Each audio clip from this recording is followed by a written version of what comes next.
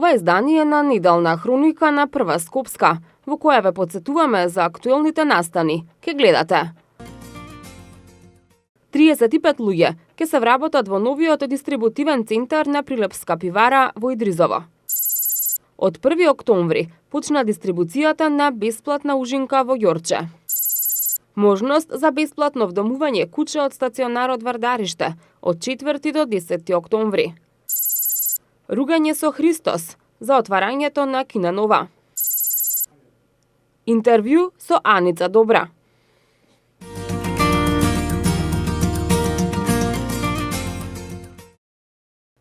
Денеска во индустриската зона Идризово во општина Газибаба започна со градба нов дистрибутивен центар за пиво и безалкохолни пијалоци на Прилепска пивара.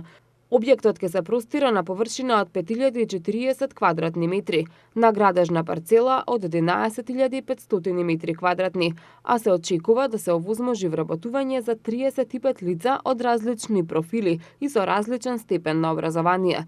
Првиот човек на Прилепска пивара, Кирил Самарџиовски, денеска го сподели патот до успехот со јавноста.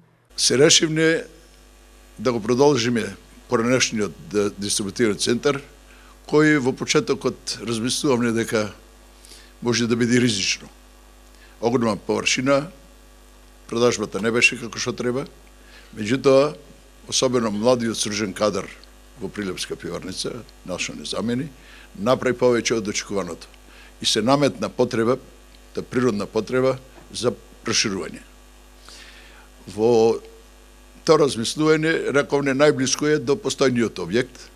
Ова беше земјоделско земјиште и одлучивме од приватни собственици да го купиме. Се очекува да се вработат, особено од оваа општина, некаде околу 30-35 луѓе, пред се магазински работници, комерцијалисти, вилишкаристи и така натаму, од сите профили.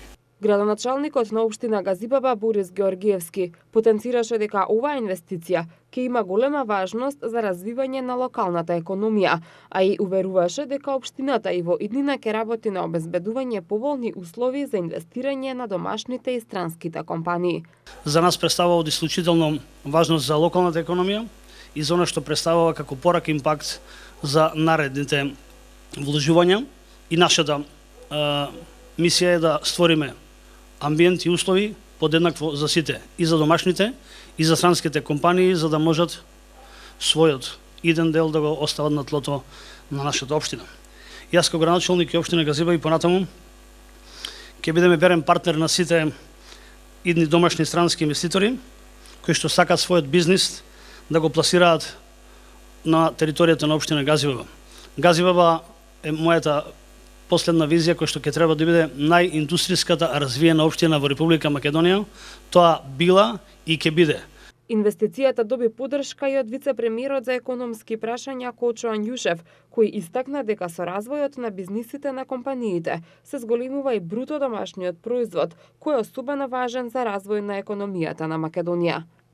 За човек кој што доаѓа од индустријата во владата, за мене секој ден кога нешто се гради е празник. Бидејќи само така може да се развива економијата на една држава. Една куќа се прави камен по камен, ова е еден камен во економијата на Република Македонија и само со луѓе кои што имаат претприемачки дух, луѓе кои што имаат приватна иницијатива, може солидно да се гради економијата во државата. Тоа е вистинскиот пат на кој што ние ќе бидеме посветени само да ви помогнеме.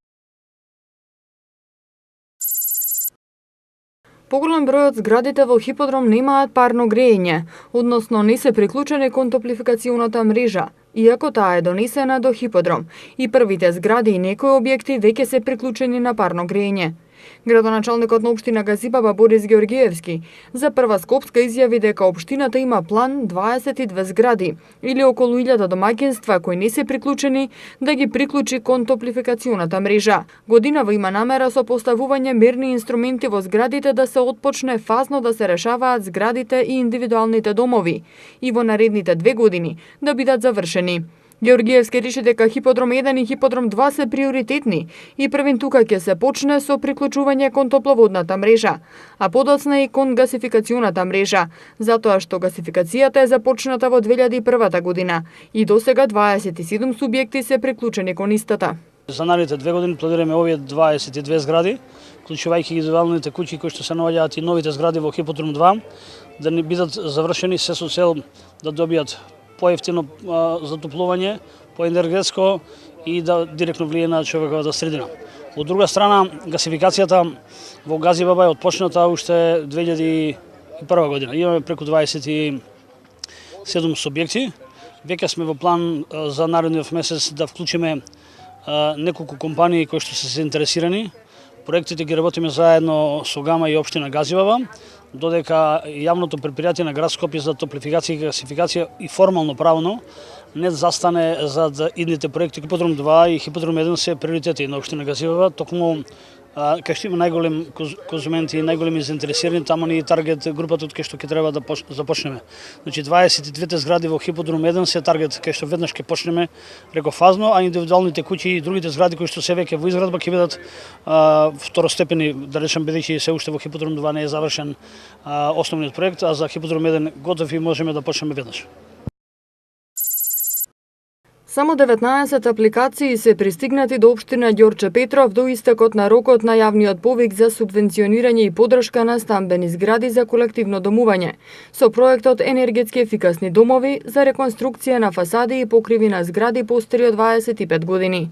Од општина Ѓорче Петров вела дека од страна на комисијата извршен е увид на доставените апликации и констатирано е дека до рокот за пријавување доставени се вкупно 19 апликации од заедници на сопственици или управители, при што ниту една апликација не била со целосно потребни податоци и документи кои се бараа во повикот, но сепак се пристапило кон евалуација со цел да се елиминираат недостатоците и да се надополнат апликациите со цел да се направи коначна ранглиста. Од општината соопштуваа дека и понатаму од страна на комисијата ќе се разгледуваат сите поднесени апликации се до целосно искористување на финансиските средства предвидени во буџетот за оваа намена.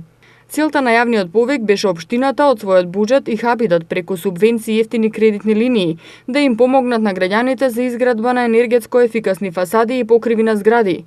Условите за добивање на субвенција кои беа пропишани во јавниот повик предвидуваат општината да партиципира со 30% од вкупната вредност на инвестицијата за секоја одобрена апликација, но не повеќе од 1 милион денари.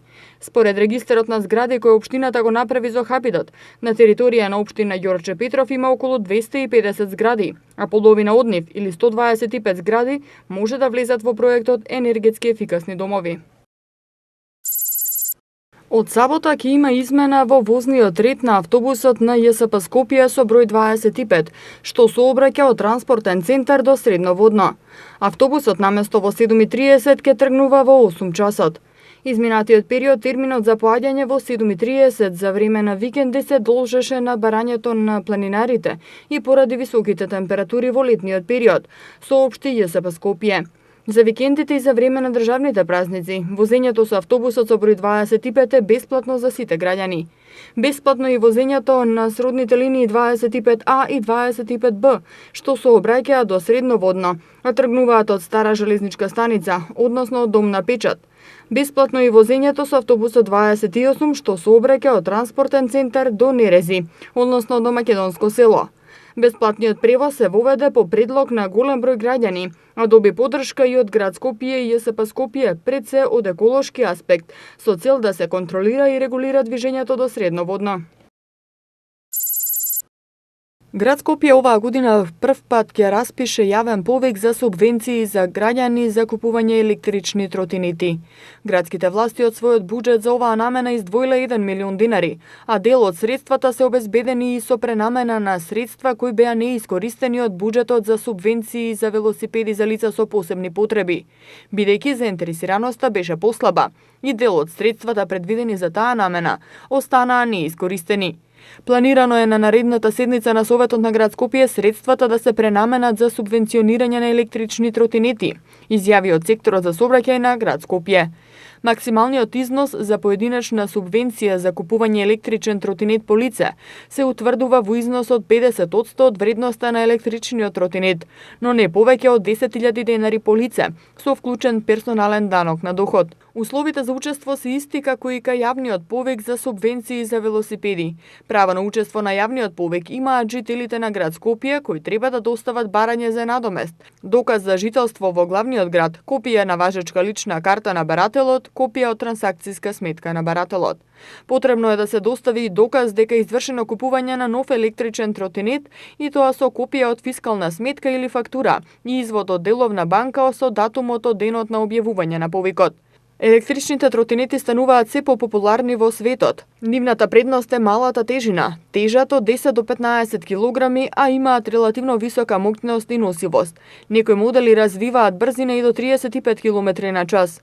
Развојот на технологијата овозможи овие алтернативни превозни средства да може да поминат и до 30 км со само едно батериско полнење. Целта на оваа мерка е стимулирање на граѓаните за помасовно користење електрични тротинети како алтернативно превозно средство, соопшти град Скопје. На одбележувањето на Европската недела на мобилност беше промовирана идејата за комбинирање на велосипедскиот и железничкиот превоз. Во таа насока, граѓанската иницијатива на Точак направи една прошетка во која користеа комбинација од велосипед и воз. Според граѓанската иницијатива, она што го сретнале на прошетката има многу голем неискористен потенцијал, но има уште многу за работа да се доведе во пристојна и употреблива форма. Времето потребно да се стигне од Лисиче до транспортен центар е 4 минути, а од транспортен центар до Ѓорче Петров 13 минути. Но условите во кои се обраќаат возовите се далеку од доволни за да постои градска железница која би ги услужила сите граѓани, истекнуваат од иницијативата на Точак. Оттаму вела дека недостасуваат патокази до железничките станици. На својата прошетка немало да се снајдат без насока на мештаните, а до станиците се доаѓа по тесни локални патчиња. Според нив, лоша е состојбата и на железничките станици. Изгледаат како да не се во употреба. Самите станици немаат рампи за влез во возовите по кои би се движеле луѓето кон пероните со инвалидски или бебешки колички или со велосипеди. Во моментов не постојат станици и вагони кои би ги обслужиле соодветно граѓаните, кои би биле пристапни за лица со колички и велосипеди. Актуелните меѓуградски возови немаат простор за повеќе од 2 велосипеда. Од иницијативата на Точак велат за да постои градска железница потребно би било да се обноват железничките станици, да се уреди и обележи патот до нив, да се модифицираат вагоните или да се набават нови и да се направи возен ред кој би ги поврзувал западот на Скопје со северот, североистокот и југоистокот, без притоа да ги приморува граѓаните да минуваат низ метежот на центарот. Во рамките на одбележувањето на Светскиот ден посветен на заштитата на животните 4 октомври, јавното предпријатие Комунална хигиена Скопје во периодот од 4 до 10 октомври ќе организира отворени денови во стационарот за бездомни куќиња Вардариште. Во овој период, вратите на стационарот ќе бидат отворени од 9 до 19 часот за сите љубители на животните кои сакаат да си одберат куќе за вдомување. Куќињата во моментот се наоѓаат во стационарот Вардариште и чекаат да бидат вдомени. Овие 60 куќиња се прегледани од страна на ветеринарен доктор, не се агресивни и немаат никакви заболувања. Тие се стерилизирани, прочистени од внатрешни и надворешни паразити и вакцинирани од беснило. Доколку не бидат вдомени, тие ќе бидат вратени на скопските улици. На сите заинтересирани граѓани куќињата им се одстапуваат без паричен надоместок. Од почетокот на годината, заклучно со месец јули, од стационарот вдомени се 61 куќе, од кои само во месец јуни се вдомени 20 куќиња, а останатите кои биле заловени и истретирани повторно се вратени од местото каде што биле земени. Пред крајот на сезоната на ајвар, земјоделците, производители на популарната пиперка ајварка, се незадоволни од продажната цена, која се движи од 28 до 30 денари. Велат, значително е намален интересот кај граѓаните за правење ајвар, со денови и недели, Земјоделците од Струмичко се во Скопје со надеж дека ќе го продадат тоа што го работеле изминатиот период и во кое покрај трудот вложиле и големи финансиски средства. Дали сте задоволни од продажбата на пиперот? Колку е толку е пиперот, граѓаните немаат пари за да побараме повисока сума на пиперот. Колку за која цена го продавате? Пиперот му бараме од 28 до 30 денари, ама луѓето не земат пребидејќи скапо им е на 30 денари, 27 и 28 денари. Од почетокот сезоната до сега има ли разлика? Дали порано се продаваше повеќе, дали сега повеќе се продава? Без разлика, пиперот на ајварот е истата цена секоја година. Имаме во Струмица и да речеме извоз од 30 до 32 денари. Доваѓаме како за пазар да речеме да го дадеме малце поскапо, оно е пололе. Пребидејќи немат луѓето финансии. Со пиперу сме, вај година сме заглавени и тука, ево, камионите сите пуни се пипер. Пиперу не оде дома, доле у Струмици го газеме пиперу. Колку пари го продавате? Значи, тој е у Струмица, шо тавали е на 8 динара кило е пиперу. Толи е пари 8 динара, шо не можем ни за проскачките, не можем ни за деца да изладам за едене. Денарикова вчера имаше од Струмица дека 50 динари се продава. Нема, тоа е све лага, значи кај нас го зимат на 8 динара пипер, 8 динара е откупот. За разлика од нив, вчера земјоделците од Струмица искажаа задоволство од откупната цена на ајварката, која на пазарот на голема во Струмица според нив се откупува од 25 до 40 денари за килограм, а преработувачките капацитети ја откупуваат исчистена за 23 денари за килограм. На пазарите на мало пак, велат, цената достигнува и над 50 денари за килограм. Според производителите, високите откупници ни пред крајот на бербата на пипирката ајварка се должат на зголемената побарувачка, но и поради тоа што минатата недела врз дел од посевите на отворено падна слајна. Иако бербата на ајварката е пред крај и ја има само подпластиници, сепак мора да се каже дека од овие откупни цени земјоделците се задоволни. Во најголем дел од сезоната таа се откупуваше по 15 динари за килограм, што не беше воопшто исплатливо за нас, вели Гончо Божиков, земјоделец од село Дабиле.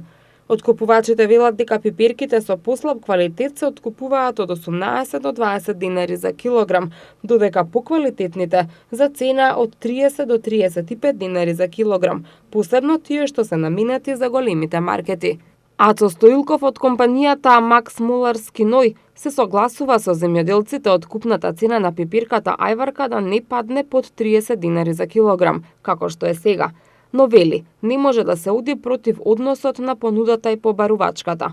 Сега има побарувачка за оваа пиперка и тоа е добро, но во текот на целата сезона земјоделците треба да имаат откупна цена од која ќе бидат задоволни, додава Стоилков.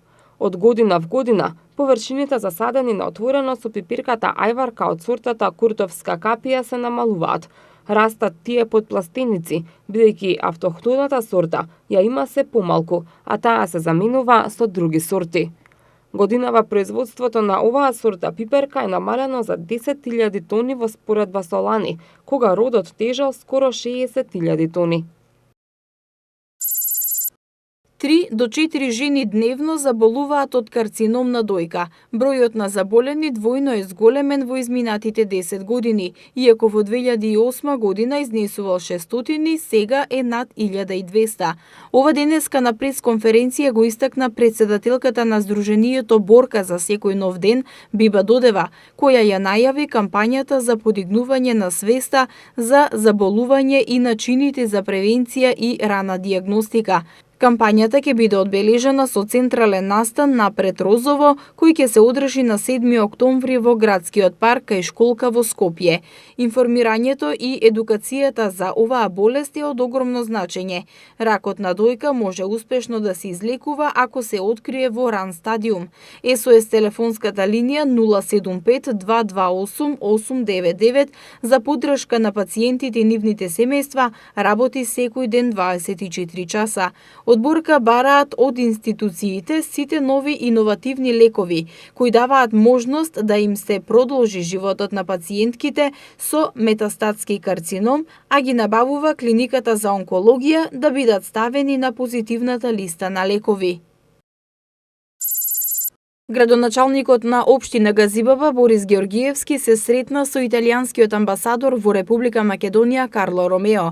На средбата, како што информираат од Газибаба, било разговарано на неколку теми, меѓу кои и можноста за збратимување на Газибаба со Трст, црпење на искуства од Италија за успешно имплементирање на проекти од областа на заштитата на животната средина, особено за рециклирање на отпад, како и за соработка меѓу бизнис заедниците. Како што беше договорено на претходната средба при посетата на амбасадорот Ромео во општина Газибаба, италијанскиот јазик веќе почна факултативно да се изучува, а беше најавено и во наредниот период да се реализира и во другите училишта на територија на Газибаба. Делегација на општината, предводена од градоначалникот Жика Стојановски, ја посети збратимената општина Решетари од Република Хрватска, со цел да се разменат искуства во начините на подготовка, аплицирање и реализација на проекти со средства од фондовите на Европската Унија. Како што информираат од Илинден, општина Решетари е трета општина во Република Хрватска по искористеност на средства од ЕУ. За таа цел, делегација на општина Илинден беше запознаена со реализацијата на проекти во областа на комуналната и патната инфраструктура, образованието, енергетската обнова на јавните установи, заштитата на животната средина, како и во други области кои што се финансирани со средства од Унијата.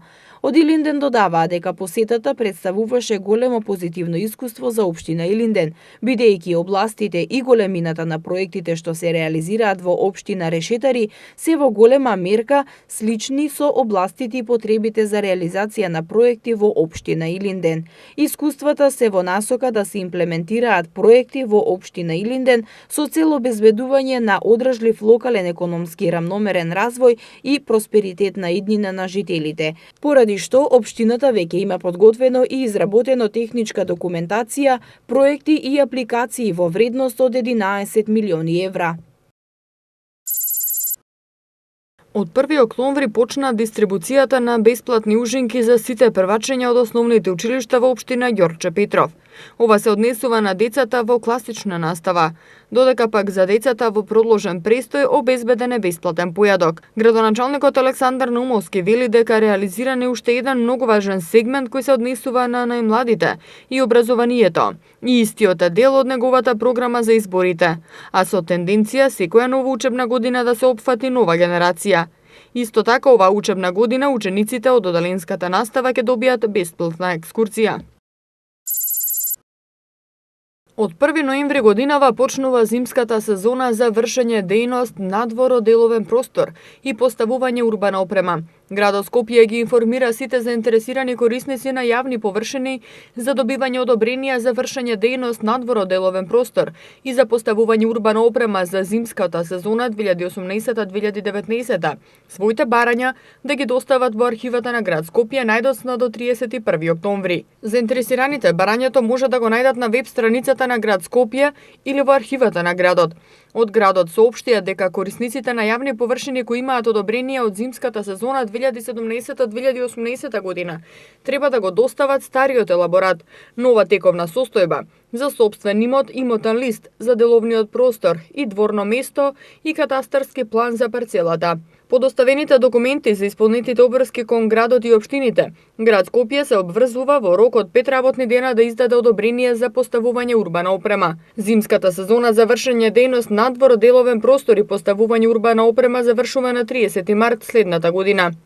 Инаку цената на давачките за поставување на зимски тераси е 15 денари за метар квадратен на ден во сите делови на Скопје, а за време на летната сезона собствениците комуналната такса ја плаќаат пред време за 7 месеци, а за зимската сезона ја плаќаат 5 месеци пред време. Општинските инспектори се надлежни за контролирање на локалите.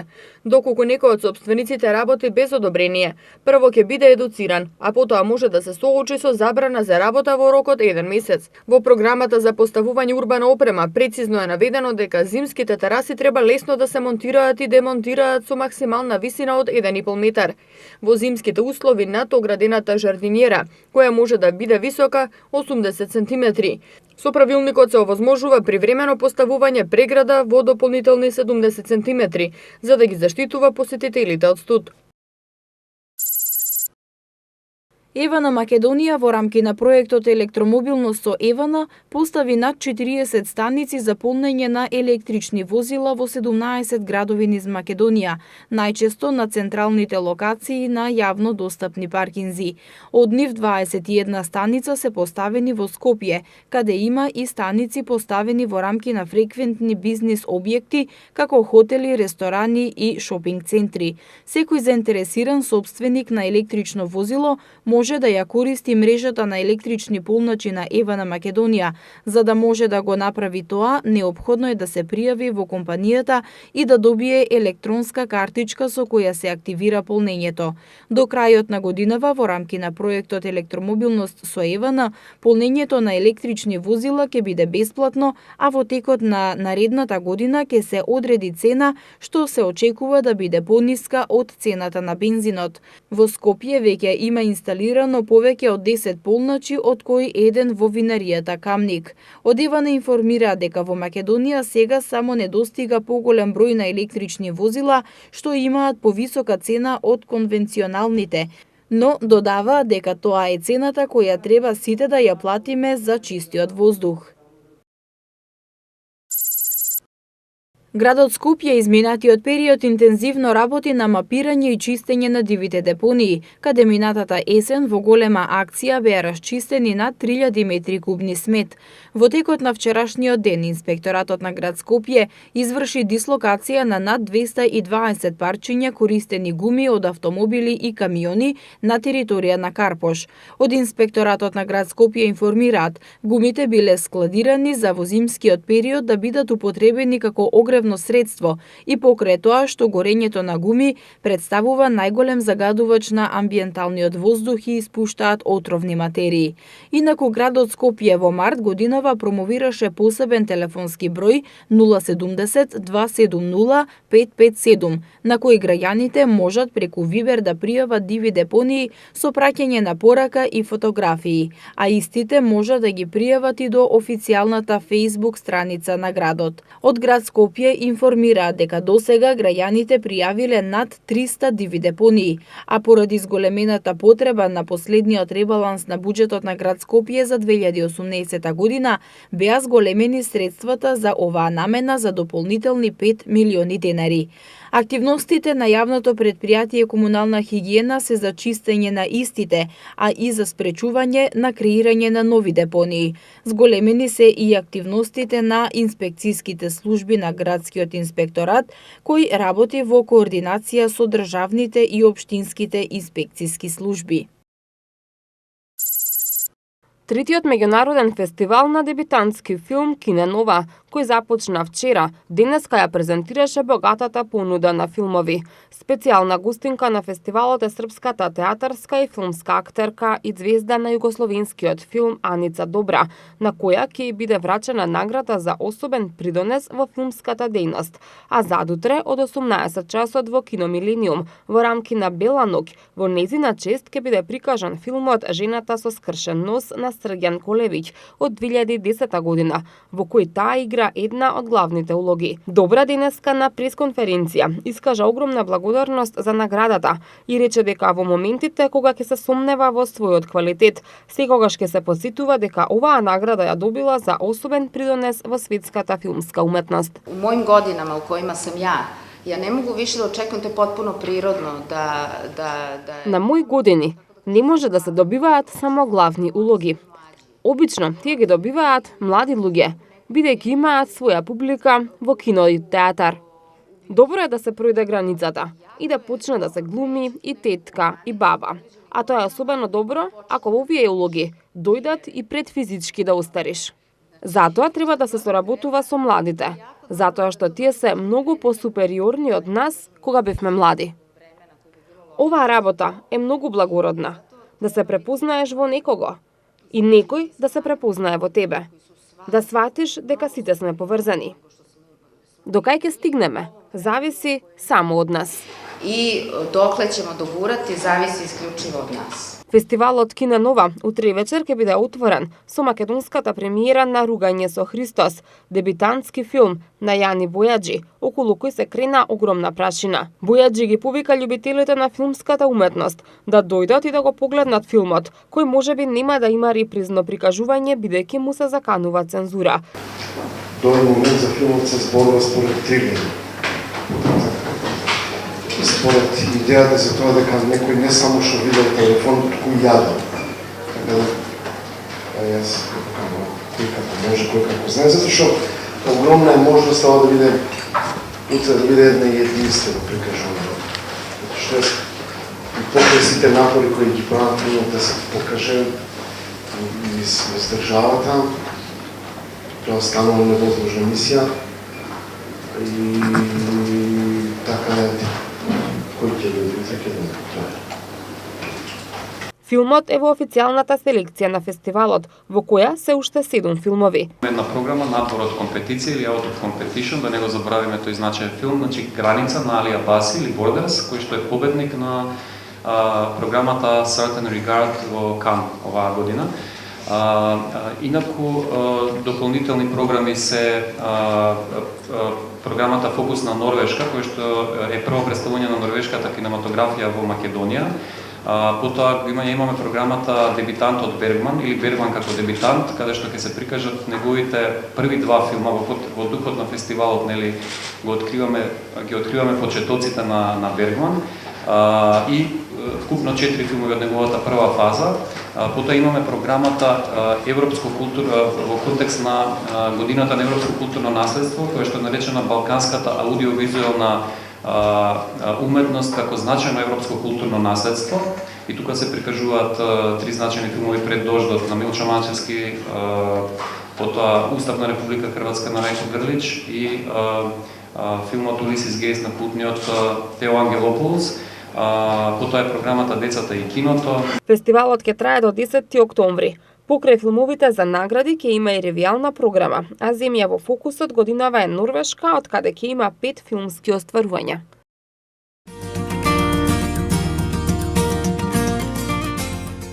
Тоа беше се што ви подготвивме за ова неделно издание, а вие и понатаму продолжете да ги следите дневните прегледи на вестите.